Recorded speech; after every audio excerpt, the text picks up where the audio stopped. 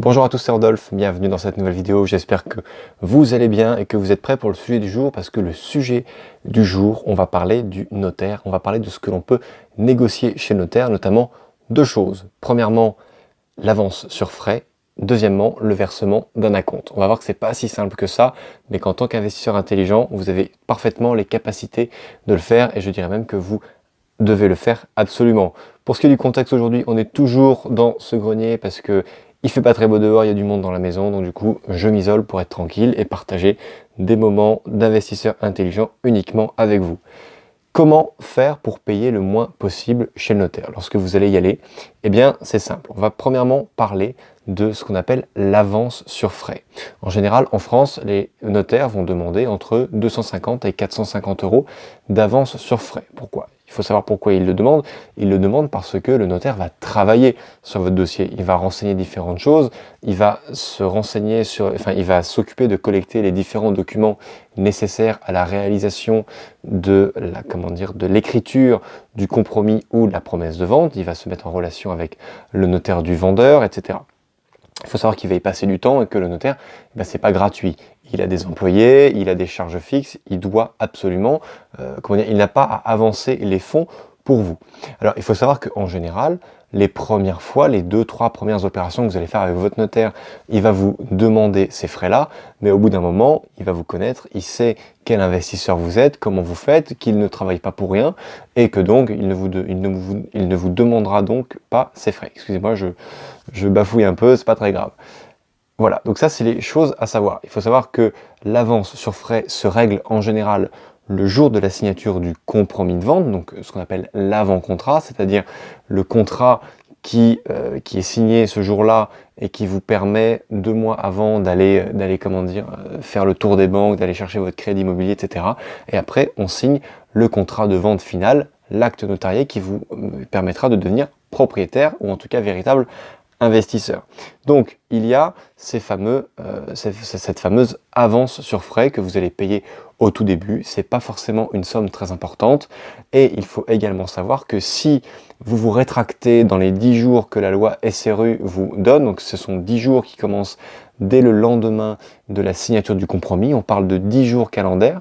Je veux dire par là que si vous signez le 2 du mois, eh bien vous avez jusqu'au 3 plus 10 jours, donc vous avez jusqu'au 13 pour vous rétracter, c'est-à-dire informer votre notaire par voie orale ou écrite, je dirais même c'est impérativement écrite, voire courrier recommandé, vous lui informez de votre souhait de ne pas vouloir continuer la vente. Et bien dans ce cas-là, votre notaire a obligation de vous restituer cette avance sur frais. Il y a ce cas-là dans lequel il peut vous restituer l'avance sur frais, et dans le cas où, dans les 2 mois qui suivent la signature du compromis, vous n'arrivez pas à obtenir votre crédit immobilier, eh bien il faut savoir que dans le cadre de la loi SRU, votre notaire a dans l'obligation de vous restituer cette avance sur frais qui n'est pas neutre, puisqu'on parle quand même de 250 à 450 euros. Ça, c'était pour la petite information. Maintenant, on va parler de ce qu'on appelle l'acompte. Il faut savoir qu'en France, communément, on demande le jour de la signature du compromis ou de la promesse de vente, le versement d'un acompte qui peut aller de 5 à 10%. C'est-à-dire que si vous achetez un bien 300 000 euros, on va vous demander 15 000 euros qui correspondent à 5%, et on peut aussi vous demander 30 000 euros qui vont correspondre à 10%. Il faut savoir que puisque vous êtes un investisseur intelligent, il y a de très grandes chances que vous fassiez un acte en main, et donc un financement total de l'opération, et que donc vous n'avez pas d'acompte à verser. Ce que je veux dire par là, c'est que vous faites un financement complet, c'est-à-dire que la totalité de l'argent qui va servir au paiement du bien, de l'investissement que vous allez faire, va provenir d'une banque. Il ne va pas provenir de votre poche, il va provenir d'une banque, et donc la banque ne vous a toujours pas donné l'argent. Donc vous n'allez pas donner ce que vous n'avez pas. Donc ne versez pas d'acompte. Ça, vous le voyez avec votre notaire, vous lui expliquez. N'oubliez jamais que votre notaire est dans votre camp et que vous devez impérativement prendre un notaire qui est bien sûr différent du notaire du vendeur. Il doit y avoir le notaire de l'acheteur et le notaire du vendeur. C'est vraiment un conseil en or que je vous donne là. Croyez en mon expérience, c'est extrêmement important. Donc, vous prenez cette avance de 5 à 10%, vous ne la payez pas et vous le négociez et vous dites que vous faites un financement complet et que donc vous n'avez pas d'acompte à verser. Si jamais vous êtes dans la possibilité et que vous voulez verser un acompte, quoi qu'il arrive, cet acompte, il est viré sur le compte bancaire de l'étude notariale de votre notaire. En aucun cas, il va aller au vendeur. Il servira, il sera, comment dire, déduit si jamais vous arrivez à obtenir votre crédit immobilier. Admettons, vous voulez vous faire financer 300 000 euros, vous avez déjà payé 15 000 euros d'acompte, et bien du coup, ce qui va se passer, c'est que les 285 000 euros qui sont en plus viendront se rajouter. Et les 15 000 euros viendront, je dirais, en déduction, en acompte. Voilà. Ils restent séquestrés.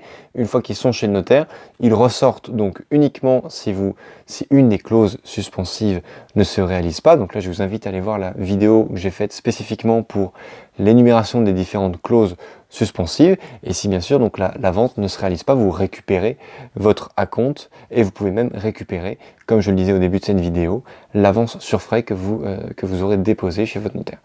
Cette vidéo est terminée, j'espère qu'elle vous a plu, j'espère vous faire des vidéos un petit peu plus belles dans un cadre un petit peu plus joyeux, en tout cas en extérieur, parce que là il faut savoir que je suis en vacances, j'ai pas tout mon matériel comme les vidéos que je fais d'habitude à la maison, donc j'espère que ça vous dérange pas. N'hésitez pas à me mettre dans les commentaires, donc juste sous la vidéo, toutes vos questions, ce que vous faites chez le notaire, qu'est-ce que vous pouvez partager avec la communauté des investisseurs intelligents et qu'il est important de partager.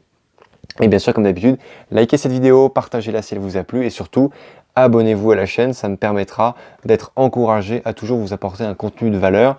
Et surtout, n'oubliez pas, soyez un investisseur intelligent, n'oubliez pas de vous documenter avant d'acheter, apprenez à investir avant d'investir, c'est primordial. Je vous dis à très bientôt pour une prochaine vidéo.